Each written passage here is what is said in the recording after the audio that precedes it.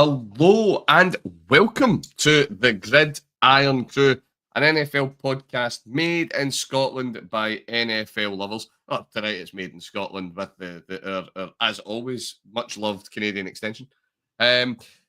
We are here to talk Super Bowl. It is not a big surprise. We have had our team-specific previews, and it is now a chance for two, possibly more. More of the crew might be joining us on the hoof tonight. But certainly for two people with no dog in the fight, no stake in it, to look at the Super Bowl from the neutral's perspective and to give our takes and have a wee look at the latest news around the game. Now, remember, you can get the Gridiron Crew. You can find us. We are on X. We are on Insta. We are everywhere you get podcasts, Apple Podcasts, Spotify, all of the major players. We are there. So like, subscribe, follow the crew for all of your NFL content. Your NFL content? You think I did a podcast? All of your NFL content. There we diction, go. Ryan. Diction is important. All of your NFL content from the Scottish perspective. Now, as I have alluded to, I am joined tonight by the one, the only Bengal. Or is it back to being Bungles? Are we back to Bungles? I'll be back. I don't think we're quite there yet. We'll see how the contract talks go. It's still the Bengals for now. We'll see it. There's a few interesting questions. Yes, I am joined by Stu. How are you doing? I was going to say this evening, because it's evening for me, but it's afternoon for you. Afternoon for me, yeah. It's 3:20 in the afternoon here. I'm doing pretty fantastic. I see you having a wee cheeky drink, a libation, whereas I'm on the tea for now. It's land that. It is, yes, it's a much more socially drinking acceptable time of 20 past 10 here. So, yes. When I I'm allowed. It's 5 o'clock somewhere. Yes, so we've need dug in this fight. You know, I mean, as I joked on the Eagles preview when I was on with the guys earlier, the Browns aren't actually aware of how to spell Super Bowl. For us, it's just the playoffs is just like we do like a playoff fantasy football sweep. It's the most excitement Browns get out of playoff. I was say, like, for you guys, you've never actually even been, have you, to the Super Bowl? Nope. Never appeared. The Super Bowl. I mean, we've been how many times is that? Three times, and we lost the two to the Niners back in the 80s, like before I would remember, and then obviously the recent one at SoFi. We all remember that. Down. Oh, so that was probably the highlight of that Super Bowl was 50 Cent hanging upside down. Not Joe. It was $50. He's gained some mass since he was 50 Cent. The full pound. Browns is with, well, we're not going to talk too much about teams that only called Chiefs and Eagles. But no, Browns have nothing unless you want to go back to the good old championship days. Yeah. Rhinos championships, they count as well. In a way. They're part of the history. I'll give you that. There you go. I'm throwing you. I'll take it. Well, it's all I've got. So I'll have it. Right. So we're not talking about Browns and Bengals tonight. Much to our chagrin. Because one, that can never be a Super Bowl. And two, it doesn't look like it's going to be either team in a Super Bowl anytime lately. I know you disagree with your beloved Bengals, but tough. So we are going to get going with thinking about some of the breaking news that we have around the game. Now, big bits of news at the moment is obviously who is in, who is out, who is going to be playing, who is going to be potentially missing out. Stu, do you want to walk us through what is the injury report looking ahead of the game? The final injury report the final pre-Super Bowl injury report has been released now. From the Chiefs side, there's not too many names on this list. One of them is obviously Patrick Mahomes with his perennial ankle injury that seems to show up in the playoffs every single year, but cause him absolutely zero issues with mobility or anything else kind of thing. He's been a full participant all week, so obviously was never in doubt. He's playing, starting, going for the three-peat thing and all that. Matt Ariza, the punter, he had an illness, but he's been full participant Thursday, Friday, so he is definitely confirmed as playing. He's a go. Jawan Taylor at tackle, again, same thing. He had a knee injury that everything seems to have calmed down with it a bit, or at least to the extent that he's been full participant all week. The only Chief that is in any doubt will be Sky Moore, who's been limited all week. My God. He has an abdominal issue. Fairly high draft pick when they took him, and there was high hopes for Sky Moore. But I think if he is, if he's down here as doubtful, I doubt he's actually going to be that involved. He might still suit up because he could still go, but I think they have enough wide receiver cover that it's not going to be that much of an issue for them. Now, the Eagles. We'll jump to the Eagles now because the Chiefs, there's really no issue there. The Eagles, same thing. So they have a lot more players on this list. You've got Zach Bowen. Again, groin injury, but he's full participant, should be in. Jalen Carter. He was ill this week, had an illness. I know there was rumours of something going around the Philly dressing room. Illnesses. He's the only one that's on the list here that had as illness kind of thing in the team. He also has been confirmed as playing, though. Britain, as you like to call him, I call him Britton Covey, whichever way the pronunciation goes. He is, despite being a full participant all week, he has a neck injury and he's listed as out, so they've dropped him from the team. Landon Dickerson, knee injury, he's in though. Kenneth Gainwell, he had that concussion, if you remember, after the last round. But he was limited Wednesday, and then I think he came through a concussion protocol because he was full on Thursday and Friday. That is quick. That is quick. That is quick. Discussion. He's going to be in, but I mean, let's face it, Kenneth Gainwell, as good as he actually is, because I actually have quite a high opinion of Kenneth Gainwell. Yeah, you've got quite a soft spot for Kenny. I like Kenny, but let's face it, he's behind Saquon, so yeah, really, the Eagles are going to be leaning a lot on Barkley. We all know that. That's the way it's going to go. But Kenneth Gainwell being in, though, that's still good news. Dallas Goedert, his ankle injury seems to have cleared up. He's good to go as well, full participant all week. Brandon Graham, he's been limited all week with an elbow injury, and he is questionable. So we'll see what kind of happens with that. Or I think, has he actually been cleared to play? Let me just check. He was limited until Friday, so he's probably going to go, but that's obviously something to keep an eye on. Cam Jurgens, the centre, has a back issue. Not great if you're a centre. No, not great. Full participant always, especially in a team that loves to use the tush push. So, well, you're in there. Come on now. We're not call that anymore. The brotherly shove. The brotherly shove. Yeah, you're right. The city of brotherly shove. I was told off on Thursday for that. I was deservedly told off. Yeah. Okay. No more. We won't call it that. The TP is gone.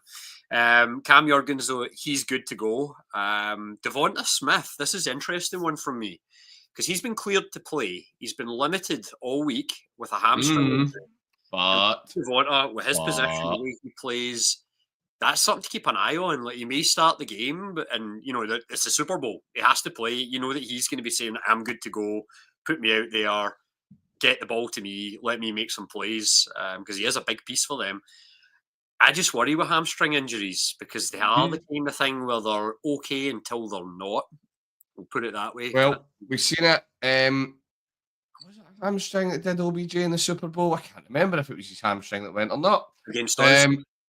Yeah, I think it was either, either hamstring or half one of the two.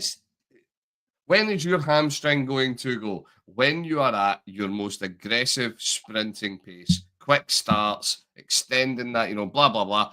What does Devonta Smith do? Every single play, he's going to be getting himself up to full charge as quick as he can, making space, create separation, all this type of stuff.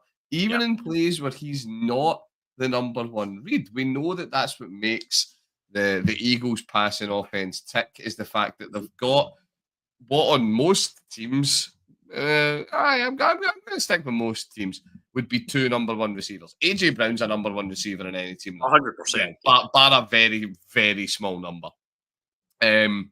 Two. I'll accept he wouldn't be the number one in the Bengals and he wouldn't be the number one in the Vikings. Other than that, one in the Browns, or are we? Do I think AJ Brown could lace Jerry Judy's boots? You need to give me a minute on that one. Judy, impressive. But Devonta Smith is not as impressive as AJ Brown, obviously, but he's going to go into any team in the league, and he would, if he's not your number one, he's probably in a 1A, 1B kind of deal.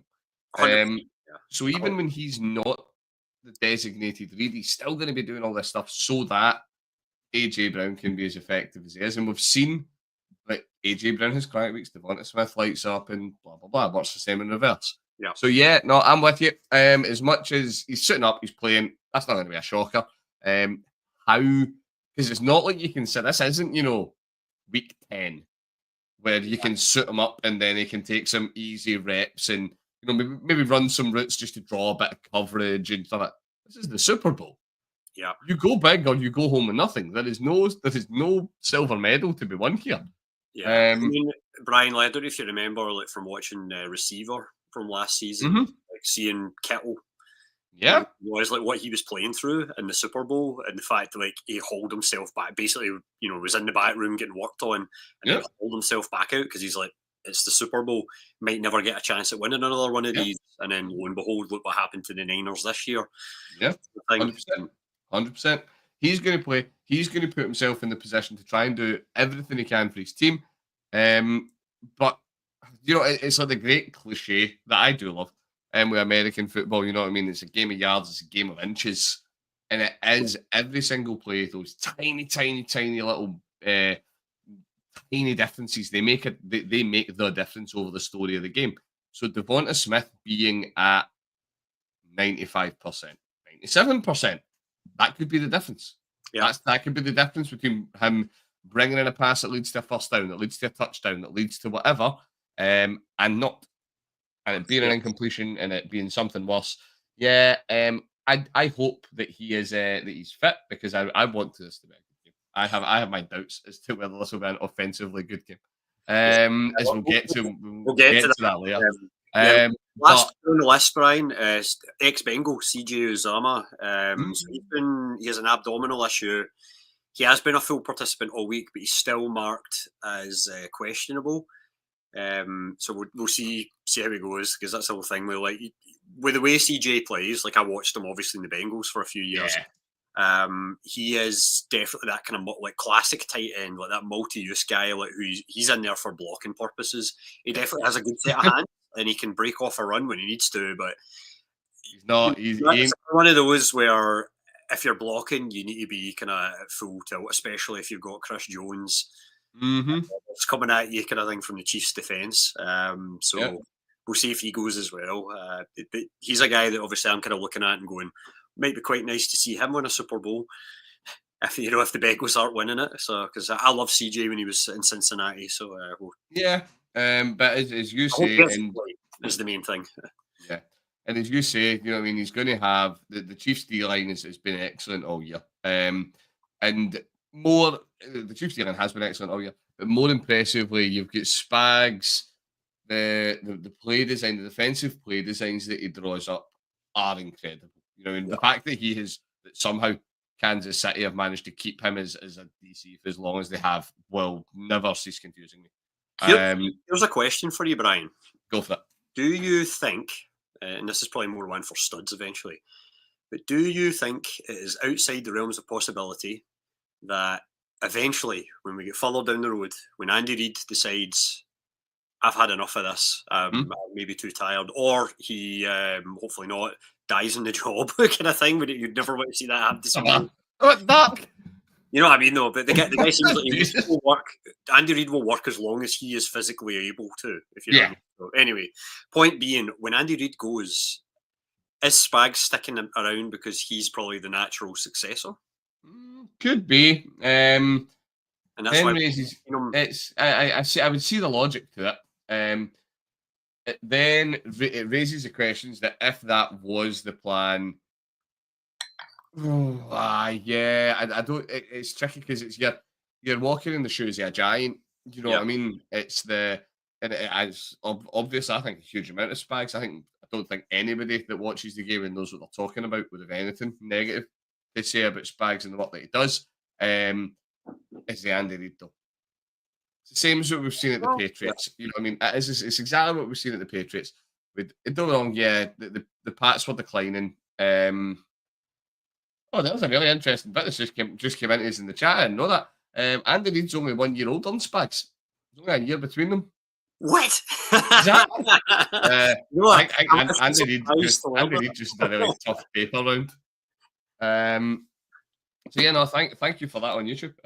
That's I did not know that.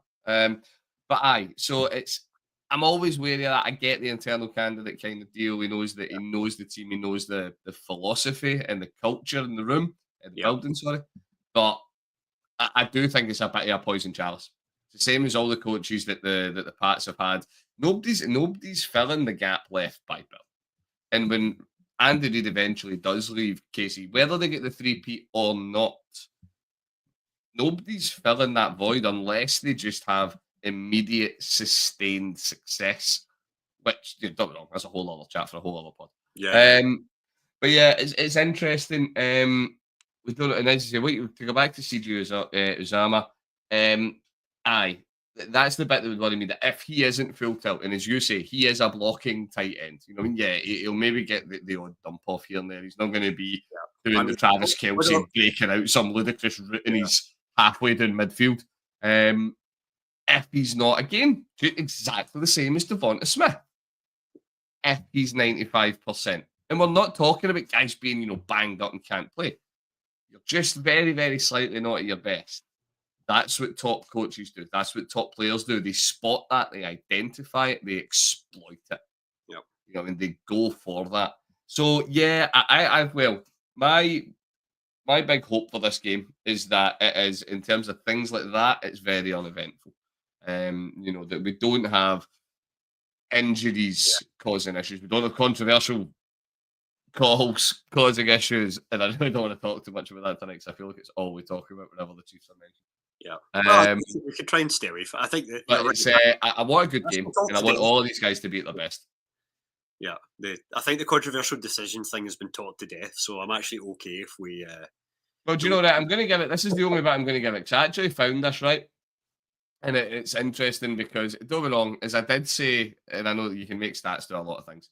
And I mentioned this on the Eagles preview, where the thing with KC's penalties is more the when they get them rather than what they are and things like that. But for a wee bit of context, the Chiefs are the 31st, so they are penalised second least in the league. 5.4 penalties a game over the season. Eagles, 5.9, 24th or 32. So they are two teams that don't give up a huge amount of penalties. In the playoffs, half a penalty more a game that the Eagles give up compared to the Chiefs. And flipping that in its head, the Chiefs get 7 penalties a game, or have had 7 penalties a game on average in the playoffs, compared to the Eagles 6.6. So when we look at it, I mean, it's not there's a huge gulf. You know what I mean? We're not looking at two teams and saying, oh, you always get everything and you never get nothing. And obviously, we hope that the officiating team at the Caesars, I was about to say Caesars Palace. It's not Caesars Palace. It's Caesars Dome in New Orleans. Do a brilliant job, and that we're not talking about them when Monday morning finally gets here. Right. What are your? We'll move on to this because it's kind of, I suppose I've alluded to it a wee bit with mine. What are your big wishes for the game, mate? What are yours? We are 26 odd hours, 28 hours or whatever it is away from kickoff. What are your hopes for the game? I mean, my big hope for the game is that it isn't a turgid defence fest. You're going to be so disappointed. Because I have a horrible feeling. So disappointed. It might not be that bad, but I don't know. I kind of look at it and I go, you know what? Both these teams have really good defences. So they could cancel out the offences to the extent that we're looking at a very low-scoring Super Bowl. And there's more than a few, maybe not 3 and out, 3 and outs or whatever, but there might be a few short drives, shall we say. I feel like that could be a lot of punting. It's what happening. You love watching the ball get kicked. I enjoy good kickers and all that and everything, and I enjoy good punting as well. But at the same time, I don't want it to be, after like 4 runs and 2 passes, and your drive's done after 18 yards, and you're punting. If you know what I mean. Well, I'll build on that, right? Because it leads me to another question. Because I think that's exactly what we're getting. But we'll sign the pod off with score predictions. We're not going to do score predictions. Yeah. Do sign off for that. Right? But I think that's what's happening. I think, and it's I don't think it's going to be a very offensive Super Bowl, but I think it's going to be a Super Bowl that's going to be decided by splash plays. This is what I think is going to make a difference. So here's my question. Which of these teams do you think is more capable of producing those splash plays, and why is it Saquon Barkley? I mean, you're kind of sending me down a path there. I was going to say from each team, well, yeah, Saquon's the big guy. Where I think the Chiefs could get at it, because I mean, obviously, like Mahomes, I've seen it against us enough times that you can't count the guy out any time. It doesn't matter what his regular season's been like, what any game's been like, you still can't count the guy out. Like I've watched him like against us, he was absolutely abysmal against the Bengals week. Was that week 2 or 3 or 4? Well, it was early in the season. Yeah. But the point is that he was not good in that game. The Chiefs' defense was excellent. Joe Burrow had a good game. The Bengals' defense actually played pretty well, considering how bad we were at the start of the season. Like that was one of our better games. But Mahomes still, all the flag stuff aside and all that, Mahomes showed up in that last drive. Yes, he was helped by a flag as well, but I can see why the call was made. I'm not, we're not doing the ref thing. Yeah, but again, particularly with that one, because to be fair, we've all seen the tail of the tape. I don't think that's a madly dubious one. Yeah, but anyway, going back to your actual question, yeah. Saquon, I think you're right. At any point in time, like sure, the guy might just do 4 or 5 yard runs for the entire game until all of a sudden he rips off an 80-yarder. And he'll just, all it takes is for him to break that first tackle and then find a channel and then off he goes. Because I don't know if there's many guys, there's even like, obviously King Henry's a great one as well, but I don't think there's many backs in the league that have the vision that Saquon does, or especially this year. Like the guy has been on fire, and I understand why he won Offensive Player of the Year, the NFL. Yeah. Well, my love of Saquon does not need to be went over again. I think he should be the MVP. My take on this is I really see it as a competition for that very specific thing. In terms of splash plays, it is between two players. It's between Saquon, because we know we can do it. I say that again, the pod earlier on the week, he does the running back thing where it's 2 yards, 2 yards.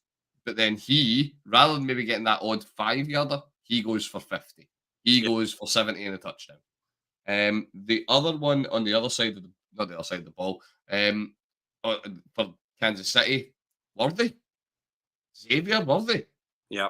We have watched him all year, and yes, he's in some games where he's maybe disappeared a wee bit, and there's going to be the concerns that he's a rookie. This is the big stage. The lights are brightest. The lights are at their brightest on Sunday. How is he going to cope with that? He steps up. I could easily see him being Kansas City's answer on offense to where do our splash plays come from? We're getting held to small gains. Pacheco, he's been dealing with the injuries all year. He's not looked at his best. Kareem Hunt. He's fine. He's a perfectly serviceable back. He's not Kareem Hunt of 3-4 years ago. I mean, I do wonder though, like when I look at the Eagles, so I'm just looking at the depth charts here. Worthy, as fast as he is and everything, he will be going up against, like, you've got CJ Gardner-Johnson, Reed Blankenship, Canadian and twin brother of Chase Brown. You have Mr. Sidney Brown as well. Now that's the safeties. Then you have Quinion Mitchell, Darius Slay Jr., Cooper DeJean. Kevin Hugo's like a second stringer on that. You'd probably be first stringer on some teams, kind of thing in the league. I look at the cornerbacks and the safeties. I was going to say, I look at the safeties and the cornerbacks on the Eagles, and I go, you know what? It's like they might be able to shut him down. Yeah. Kind of thing. But that's my point, though, and that's where I'm coming for this. I do think this is going to be. Well, I'll be coming to YouTube. I'll comment in a minute. I do think this is going to be a defensive game. I think both sides have got incredible defenses. I think. No, I don't actually think this is that controversial. I think the Eagles' personnel on defense is better. I think man for man, the Eagles, more maybe with the exception of one or two, have got a better defensive unit than the Chiefs do. But I think the Chiefs are better coached on defense. I think the coaching side of it for the Chiefs is much better. So I could see them, and with the exception of Saquon, the Eagles' offense isn't as, in my opinion anyway, potentially potent. And I'm being I mean, as you mentioned earlier, like AJ Brown is a top receiver. It's like The top receiver he is. healthy. Like Yeah, he's he's doing lots of reading, so he's wiser as well. And Goddard, we saw it, and remember Goddard's like angry run where he's just asking people. It's like he's a good tight end, so it's like they do have pieces like far beyond, and just that O line gives them time. And it does, and that is the thing. In my opinions on Jalen Hurts are well known. I'm not a huge fan of his or the rest of it. He's still he's a top NFL quarterback. You know what I mean? He's still in like my top 6 QBs in the league. I just don't think he's as good as some people do. Yeah. But that line gives him all the time in the world. I'll put this came in phase in the YouTube again. I'm going to respectfully disagree. I do not think Juju is one to watch unless we are using his hands to coat a pan in butter. I am so sorry, mate. I think Juju's mids. Do you know what I'll give you just as my one to watch from the go for it from the Chiefs kind of thing that I think could be a sneaky... I think it might be mine. I think you might have the same one as me. Right. On you say yours, I'll tell you if I'm agreeing with you. Okay, my sneaky one, it's not really that sneaky, but my sneaky one is Hollywood Brown. Yes! I could all about it. Big fan of Hollywood's. Big fan. And we can't forget that the Chiefs do have D-Hop. And well, D-Hop's there, and he, I think... Well, you know that? Okay, I'm going to say like the ghost of D-Hop. It's not really the ghost at all. Like Knox a good player, and he is the WR1 on that team, and of course he's going to draw it. As we just talked about with the cornerback Eagles have, he's going to draw the coverage. So yeah, I don't know. I'd agree with that. I don't think he is. I don't think they have a WR1. I genuinely don't. I'm just going by the depth chart, man. Oh yeah, no, I know, and they list some days wide receiver 1 and all this stuff. I honestly don't think that they have. They're top. I just think it's because. Brian, my point on it is I think that, well, let's say the Chiefs are third and, it's the fourth quarter. Obviously, Travis Kelce's the number 1 target. He's the number 1 read. But, okay, your fourth quarter, they're down by 3. They're sitting on like the 50-yard line and they're 3rd and 15. Who are they going to be stacking round about that, the line, the line to go kind of thing, round about the 1st yard line? They're going to be sticking D-Hop. Travis Kelce's going to be in there as well. And I feel like maybe Worthy and then Hollywood Brown, like they're going to be trying to run the go routes and just to maybe give them the. Put all 3 in. But D-Hop is wide receivers and Kelce. Yeah, but the point is I think that D-Hop and Kelce are the 2 that you're going, these are the guys we're actually trusting to get the first down here because they're going to that primary position, which is always like, just get the first down line. Yeah, if you've got that, you're going to see Kelce's going to pull some form of inside curl route. Yeah. He is going to bring it to, what was that? You said 3rd and 15? Yeah. He's going to run a 15-yard route. Exactly. He's going to run that far, get into space. Well. But it's the thing, though, and it's what, and this isn't Jalen Hurts slander. It's the thing that the Chiefs have that the Eagles don't. They have Patrick Mahomes. So what I was going to say is that I think that the Chiefs' number 1 receiver is whoever Patrick Mahomes damn well wants it to be. That's true. Because he is arguably the greatest quarterback to play the game. We're not doing the GOAT conversation. But he's if it's not Tom Brady, it's Patrick Mahomes. Yeah. He is good enough that the coaches, Andy Reid knows fine well that he can let Mahomes work through whatever he's got in any given play and make stuff happen. And as I say, it's no Jalen Hurts slander. You don't trust Jalen Hurts to do that. You don't trust Jalen Hurts to that kind of thing. I still think Jalen Hurts. The thing is, Jalen Hurts can and has. Oh yeah, I'm not saying he can't do it. I'm not for a minute saying that he couldn't do it, and that he can't do it because he has. We've seen Jalen Hurts do this. It's Jalen Hurts is a perfectly good passer of the football.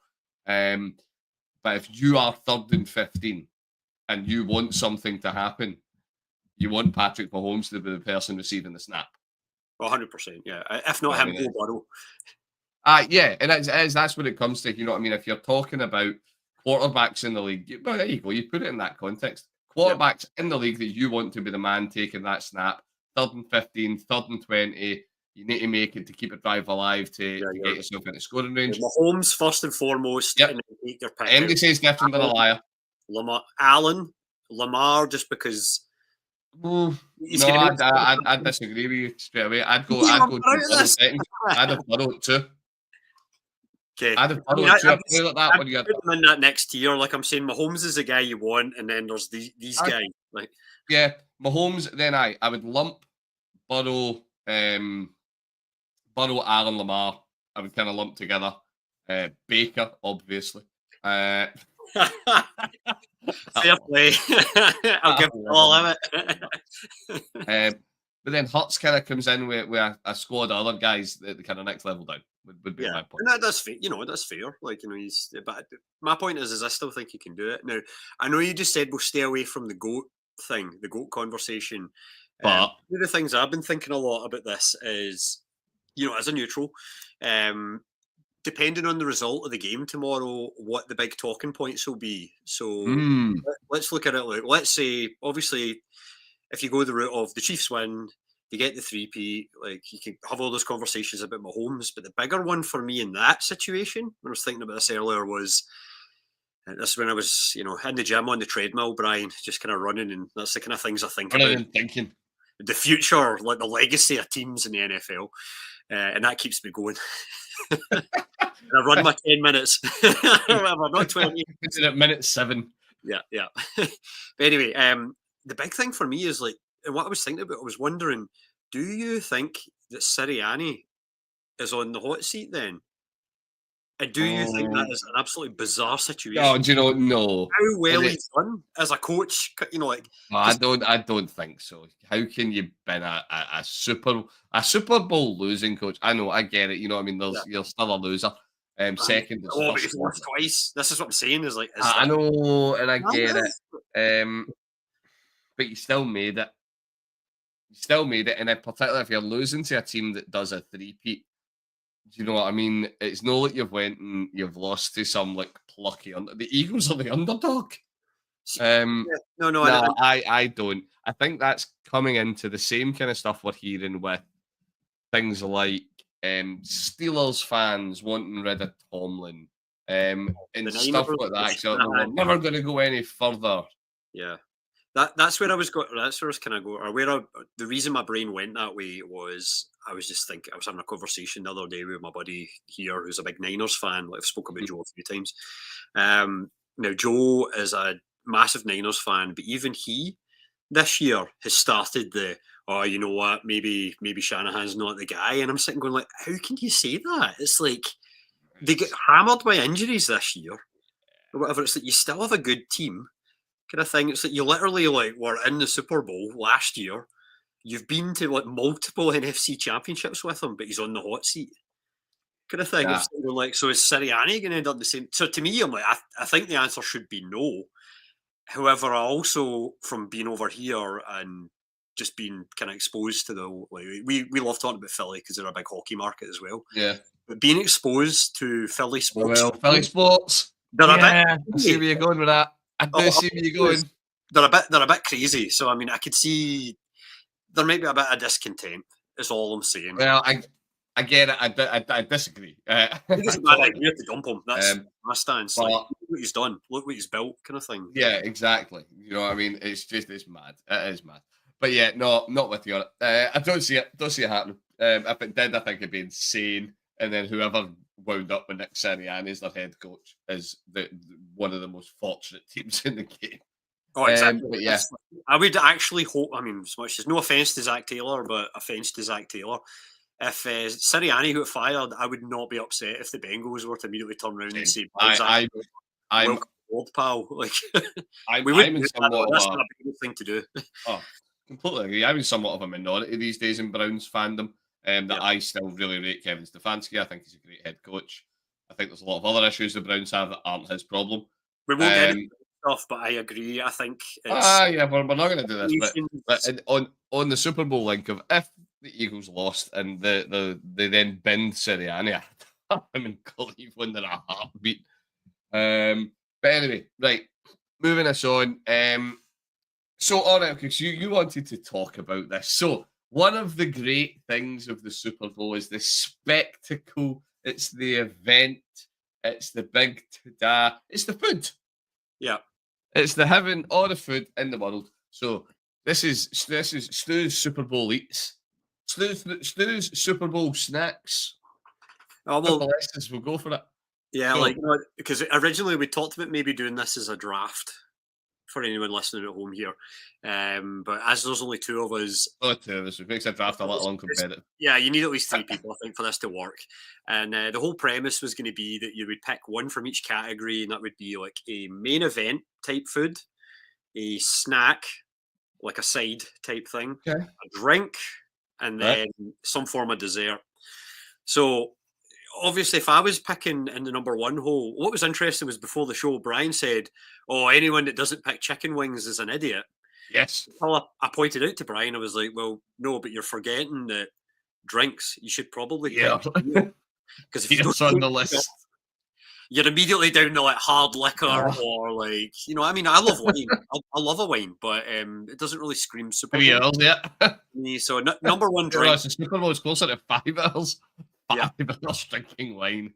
yeah. So number one item for me would be beer. You need to have a beer, even if you're only having a couple, kind of thing. Like just a couple of beers. You want that nice crispy one, and probably just a lager. To be honest, I'm an Sure. IPA Cheap guy. lager. I love a Cheap porter, lager. but a cheap, crappy lager. Like you want a Bud or a Bud Light or a Coors Banquet or a Tennent's Tennent's. or Yeah, big Tennent's in. Scotland. Like just get something Carlin, just something. Just get it done. Oh, that's even cheaper. Yeah, I've not had a Carlin in years. I can't even remember what it tastes like, which is Probably a good thing. probably good. But yeah, so and then obviously spoiled my second one though, chicken wings. Gotta be chicken Brian, wings. Brian, what kind of chicken wings would you take? I mean, I'm going hot every time. Oh, yeah. Always hot. Always. I take it every time. unbreaded, like obviously not a Oh, breaded. yeah, unbreaded. love I it. don't know where that puts me in the chicken wing spectrum of controversy. Never a breaded chicken wing. Yeah, Never a boneless wing. I'm not on That's board. not a wing. That's a nugget. Yeah. That's a nugget. No, and that can be a side. That can be like the side. If you want to have nuggets as well, fair enough. Double up on that chicken. Oh, the protein. Protein goes here. I'm definitely going hot wings first. I Yep. do like a salt and pepper wing. I go barbecue second myself. I like a salt and pepper wing, but if I can't have a hot wing, I'm having a barbecue wing. Yeah, barbecue, and then honey garlic is the other one I like. That's as a well. strong. That's a strong third. So those are the and to be honest, what I have in the house or what I'm planning on making for tomorrow is hot wings, salt and pepper wings, barbecue, and honey garlic. I'm doing the four. So wings. Wings are on that list. Right. Then side now. Canada, it's a bit different because, like, obviously we're Correct. Canada is a bit different. We have access to cheese as much as Mr. Trump, Mr. 47 would. Oh, is this where you're going to put tariffs on cheese curds? As much as he seems set on kind of absorbing us into the states, which glorious union. Right, sorry, I said this for a no politics show. Yeah, no politics, but the point is that we have poutine here, so I'm taking poutine as a side. So that's like chips, gravy, but cheese curds. And honestly, I know people will say, "Oh, it's just chips and gravy," or chips, cheese, and gravy. It's not the same. It tastes incredible. Like I don't know why cheese curds are so much better than just normal cheese. It just is. If you ever get the chance to come to Canada and try real poutine, you need to do it. It's excellent. It's on the list. Yeah, Brian, what you taking is your side? For me, you know what? I think I'd go something quite vanilla. I'd go chips and dip. Oh, chips and dip is a classic though. Chips and dip, it's a classic. Yeah. And it's the one if you need just a little bit of salty, you can just have chips in their own. You don't necessarily need to use your dip. If you just need that little bit of salt, you can just have chips. Dips, what you taking for dips? I'm a pure salsa guy. I don't do any of your cool dips or guacamole. Nah, none of it. Salsa. Just spicy salsa. Salsa at that. Spicy? Like, okay, yeah. I like spicy salsa. Like, I've got a green spicy salsa for tomorrow. Oh, see, I've been stung by bad green salsas. I don't trust anything that's meant to be red and it's green. Yeah. Which actually we could do. That would be apt for the Super Bowl. We could have red and green salsa. Oh, and there could be it's like the Gatorade thing of like what Aye. colour is the What Gatorade? salsa will you have What's first? it gonna be? Now then, the last category we had was dessert, which to be honest, I'm not actually I just threw it out there as a thing, but I'm not actually the biggest dessert guy in general. Um, Nah, so particularly not I'm just watching sticking with sport. the chips and dip, or maybe we'll throw in a hot dog as dessert for me. See, if I was going to have anything that would be kind of approaching sweet for the Super Bowl, it would be very specifically peanut M&Ms. That's pretty cool. I mean, That's about as close as I could go, and even then, I think I'm kind of cheating slightly. I kind of like the crunchy M&Ms, Oh, the ones in okay. the red bag, like the Yeah, I get you. yeah. I like Right, and then drinks were covered. It's drinks, clearly beer. cheap lager. And if you can't have the cheap lager, I mean, I don't know, would you fall back to like a margarita or something like that? That's kind of like an easier. Do you know that's actually a refreshing cocktail. Yeah. Some, Rather than but then an old again, fashioned, like, cocktails are a dangerous game. yeah, Cocktails are a dangerous game. It's a fool's game. yeah, it There's definitely. a reason every single bottomless brunch there ever did ended in absolute disaster. Uh, 100%. cocktails are just danger. Right, okay. I'm going to move this one on. We're going to start to bring things towards a close, actually. So we're going to be signing off with our score predictions. So Mhm. keep that under your hat, mate. Yeah. But we've talked about, pardon me. So we've talked about our food. We've talked about the things we want to see, we don't want to see. Talked about the injuries. What is so he right? Oh, do I bait this quick? Aye, stuff it. I've got my answer in this. I actually, genuinely, for as much as me and you talk ball, we've never actually been on a pod and discussed this exact point. You talked earlier about the dreaded minute 7 in the treadmill, and you're thinking about legacy. If it happens, if the Chiefs win the three-peat, and let's say the Chiefs win the three-peat specifically led by an outrageous era-defining performance from Patrick Mahomes, does he take Tom Brady's mantle? Is he the greatest that's ever done it? And I mean now. I don't mean forward projecting. You know what? I mean, I find this tough to answer because It's never been done. No one's ever three-peated. it's never been done. But without knowing how the rest of his career goes, it makes it hard to say. Like, So is he? let's imagine he retires. Three-peats and then whatever, something happens and he just goes, right, no, that's me, I'm done. That's my career. Like, you know what? I It's tough love this question. because It's awful. I mean, you look at his record and you look at how many Super Bowls, Incredible. how many he's never not been to the FC Championship. Nope. And I could say that, but I mean, but then we also have to go back to, well, the few times he has lost in the playoffs, two of them are to Tom Brady on different teams. Yes, they are. So to me, I don't know. I still look at Tom Brady and I go, I think it's Tom Brady. Like, at least if Mahomes ends now, it's still Tom Brady. As much as maybe people want that to change, kind of thing. But we love that whole progression and growth. Now that's what I mean. It's like you need to see the whole career. Like, if we look back in 10 years' time, and then Mahomes has won like another 5 Super Bowl or another 2, well, even if he wins tomorrow and then he goes to another bunch of, he makes the playoffs pretty much every year, and he wins another couple of Super Bowls, it might be him, kind of thing. I just kind of look at what Tom Brady did, and then the fact that even when Mahomes was playing him and Mahomes lost to him, Tom Brady was an old man by that point, kind of thing. So I'm like, it kind of has to be him. But what's funny is, like, do you think Mahomes is already? So here's a question that kind of moves on that a little bit. But do you think Mahomes has already passed Peyton Manning?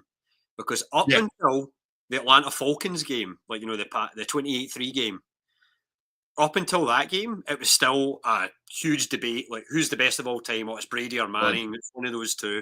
And then after the Atlanta game, everyone was like, okay, it's Tom Brady. Like, it's clearly him now. Patrick Mahomes is the second best quarterback to ever play the game, and I would put that is unquestionable.